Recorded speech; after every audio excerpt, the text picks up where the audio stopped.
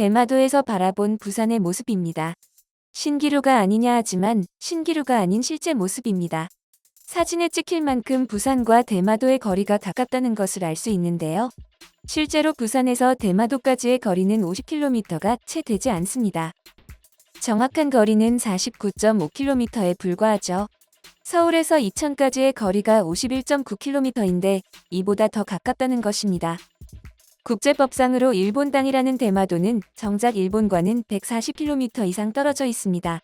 한국과 오죽 가까우면 날씨가 맑은 날에 대마도에서 한국 쪽을 바라보면 부산의 빌딩들이 보인다고 합니다. 밤에는 야경으로 반짝거려 더 잘 보인다고 합니다. 부산에서 불꽃 축제가 열릴 땐 대마도 주민들이 밖으로 나와 구경할 정도로 잘 보인다고 하죠. 부산에서도 당연히 대마도의 모습이 보입니다. 부산뿐만 아니라 울산, 거제도, 통영, 창원 등에 있는 전망대에 올라가면 대마도가 보입니다. 경상도라면 어디서든 대마도의 모습이 보일 지경인데요. 이렇게 보니 그냥 옆 동네 같기도 합니다. 이렇게 가깝다니 그냥 한국 땅 아닌가 싶으실 텐데요. 결론부터 말씀드리자면 그렇습니다. 대마도는 예로부터 한국의 영토였습니다. 아름아름 알고 계신 분들도 적지 않은데요. 독도, 쿠릴 열도, 센카쿠 열도 등 일본이 시끌벅적하게 공론화시켜온 영토 분쟁들을 생각하면 대마도 문제는 아직도 수면 아래에 있는 것 같습니다. 일본은 오늘도 대마도가 한국 땅인 사실이 드러나지 않도록 각고의 노력을 기울이고 있는데요. 무슨 사정이 있는 것인지 자세히 알아보도록 하겠습니다.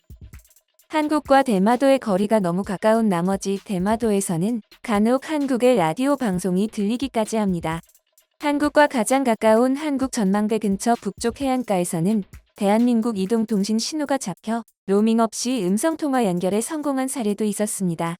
대마도 현지인도 한국통신사 신호가 잡히는 바람에 로밍이 되어버리는 해프닝을 겪기도 했다고 하죠. 이런 일은 오래전부터 종종 있어온 현상이라고 하는데요.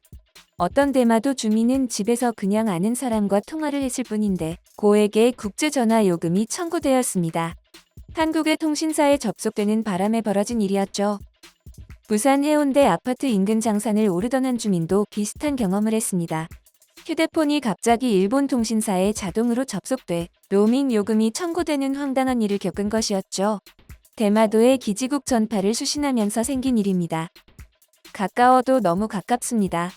일본 본토보다 한국과 더 가까운 대마도는 사실 한국의 땅이었습니다. 이를 뒷받침하는 역사적 자료들도 무수히 존재하고 있죠. 최근 한국의 한 예능 프로그램에 유명한 한국사 강사였던 설민석이 출연하여 이에 대해 설명하기도 했습니다. 처음에 패널들이 독도는 우리 땅 노래를 부르는데 노래의 가사를 지적합니다.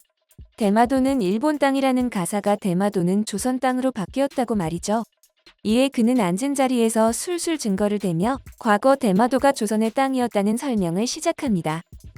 대마도는 고려국의 목이다. 옛날에는 신라인들이 살았다. 라는 내용은 대마도의 무사가 쓴 대주편ярь약에 기록된 내용임을 들며 신라시대 이후 고려시대에도 대마도에서 조공을 바쳐왔음을 설명했습니다. 대마도가 우리의 속국 개념이었다고 하죠. 대마도와의 긴밀한 연결은 신라와 고려를 지나 조선시대까지도 이어졌습니다. 그런데 어느 순간 대마도가 왜고의 본거지가 되어 자꾸 조선을 공격해오자 태종이 세종 원년에 직접 대마도를 정벌하는 전쟁을 벌였죠.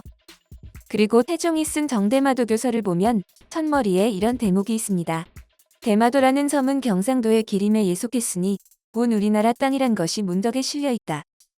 외인으로서 갈 곳이 없는 자들이 다 와서 때로는 도적질로 나서서 평민을 위협하고 노략질하며 마음대로 고아와 과부, 사람들의 처자를 해치며 사람이 사는 집을 불사르니 흉악무도함이 여러 해 되었다.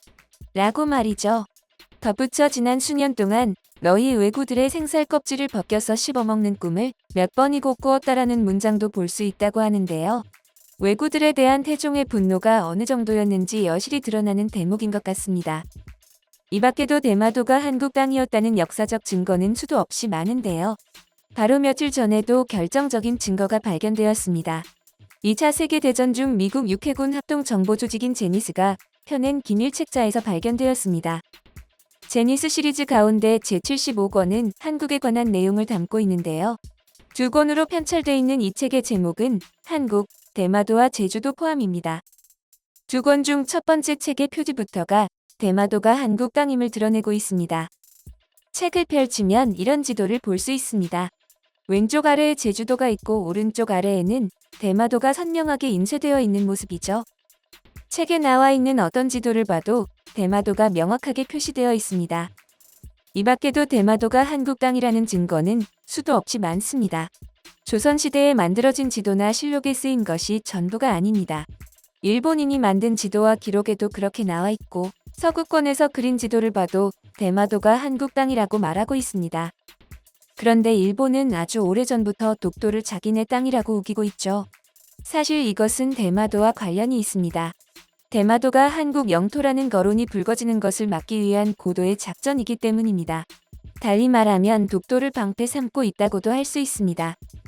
2005년에 확인된 미국 국무부 외교문서에 따르면 1951년 이승만 대통령은 대마도에 관해 이렇게 요구했습니다. 한국은 일본이 대마도에 대한 모든 권리, 호칭, 청구를 분명히 포기하고 그것을 한국에 돌려줄 것을 요청한다. 이 문장에서 특히 이 부분에 주목해야 하는데요. 이는 외교문서로서는 최고로 강력한 의사표시였습니다. 그만큼 대마도 반환을 강렬하게 원했다는 의미죠. 사실 한국이 대마도를 반환받는데 국제법상 문제될 것이 전혀 없다는 사실을 아시나요? 왜냐하면 1862년에 미국의 영토가 된 일본 남부 오가사와라 군도를 일본이 미국으로부터 일본 영토로서 인정받고 반환받았던 국제적 사례가 있기 때문입니다. 당시 일본이 오가사와라 군도를 돌려받기 위해 제시한 자료는 하야시 시에이가 제작한 삼국 접양 지도인데요. 이 지도에는 오가사와라가 일본 영토로 그려져 있습니다. 그런데 이 지도에서 독도와 대마도가 분명히 한국 영토로 표기되어 있는 것입니다. 이런 이유로 한국 측에서 마음먹고 대마도가 한국 땅이라는 주장을 강하게 펼치면 한국 영토로 돌아올 가능성이 매우 농후해집니다. 하지만 일본의 독도 영유권 주장이 워낙에 강력한 탓에 대마도는 상대적으로 관심을 받지 못하고 있는 실정이죠. 하지만 대마도 문제에 관심을 가지고 반환을 촉구하는 목소리들이 적지 않습니다. 최근 공주시의회 이종훈 의장은 대마도 한국 반환 요구와 관련해 직접 대면 토론회를 갖자는 내용을 담은 서신을 일본으로 발송했습니다. 이미 지난 여름 하츠무라 큐조 의장에게 대마도 한국 반환 요구의 당위성을 여러 사료와 논거를 들어 주장하면서 한 차례의 서신을 보낸 바 있는데요. 한 달여가 지나서 대마도의 코미야 노리오시시로부터 반박 답신을 받았습니다. 역사적 사실과 논거를 폄훼하고 정당한 논거를 무시하는 일본 측 답신을 받아보고는 이대로는 안 되겠다. 차라리 만나서 이야기하자. 라고 제안하게 된 것이죠. 이 열정적인 의장이 일하고 있는 공주시에서는 며칠 전에도 대마도를 주제로 한 토론이 열렸습니다. 이 자리에서 이 의장은 현재 일본이 대마도를 실효 지배하고 있지만 보다 항구적이고 장구한 차원에서 미래를 생각해야 한다. 장차 우리나라가 만주와 대마도 등 고토 회복에 대한 원대한 꿈을 이뤘으면 한다라며 강력한 대마도 반환 의지를 보여주었습니다. 노래로 힘을 보태는 사람들도 존재합니다. 독도 가수 서희 씨는 끊임없이 독도 노래를 발표하는 가수인데요. 최근에는 그가 대마도를 돌려받기를 원하는 가사를 담은 대마도의 꿈을 발표했습니다. 최근 일본은 동맹인 미국까지 낀 다자 외교 무대에서 한국과의 공동 기자회견을 거부하는 모습을 보여주었습니다. 이는 얼마 전 한국의 경찰청장이 독도를 방문한 것에 대해 노골적으로 불쾌감을 표출한 것으로 해석되고 있습니다. 마스노 히로카즈 관방장관은 도저히 받아들일 수 없는 다케시마를 둘러싼 사안에 대해 한국 측에 항의하는 가운데 공동 기자회견을 하는 것은 부적절하다고 판단했다고 밝혔는데요. 한미일 회담 후 열린 한일회담에서 모리 다케오 외무성 사무차관은 우리 외교부 제1차관에게 다케시마는 역사적 사실에 비춰도 국제법상 분명히 일본 고유 영토라고 주장했습니다. 이렇듯 일본은 오늘날까지도 뜻을 굽히지 않고 독도가 자기네 땅이라고 우기고 있습니다. 독도를 방패 삼아 대마도를 숨기는 것인데요. 하지만 그들이 언제까지 손바닥으로 하늘을 가릴 수 있을까요? 앞으로 한국에서 대마도 반환을 원하는 목소리들이 더욱 커진다면 결국에는 독도 분쟁이 불식되고 대마도 또한 언젠가는 돌려받을 수 있을 것입니다. 주장에 신빙성이 없다며 알아보지도 않고 낭설에 불과하다고 치부할 것이 아니라 우리가 먼저 관심을 가지고 이 문제에 대해 진지하게 고민하고 행동해야 할 것입니다. 그렇다면 멀지 않은 미래의 대마도가 다시 주인의 품으로 돌아올 수 있을 것입니다.